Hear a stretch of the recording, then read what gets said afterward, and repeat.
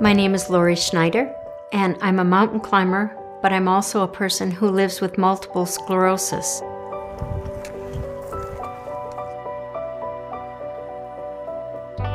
One morning in 1999, I swung my legs out of bed and I realized that I was numb on one side of my body.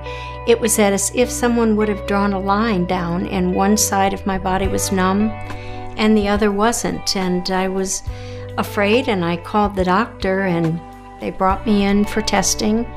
Over the next 3 months, I was tested for stroke, Lyme's disease, lupus, and even brain cancer. And it took about 3 months to determine that I indeed did have MS. I'd had a second attack at that point, and I got numbness on the other side of my body as well. And at that point, they thought my MS was rapidly progressing. One doctor told me that I could be in a wheelchair within a year's time. It was devastating, and I thought the prognosis was going to end life as I knew it.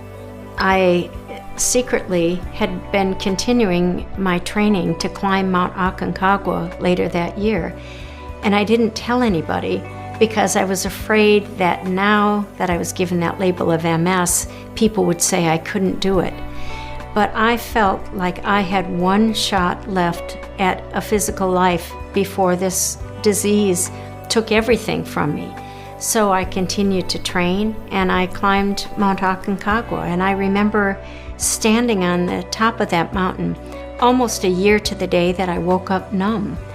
And when I got to the top of that mountain, I told myself, girl, if you're strong enough to climb a mountain, you're strong enough to face this disease head on without shame and without embarrassment.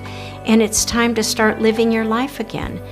So every couple of years I would plan another big mountain, and eventually it got to the point 10 years after my diagnosis that I was able to stand on top of the tallest mountain in the world, Mount Everest. I remember my doctor saying, never underestimate your body's ability to heal on some level. And I feel very fortunate that a few of those initial lesions are not there anymore.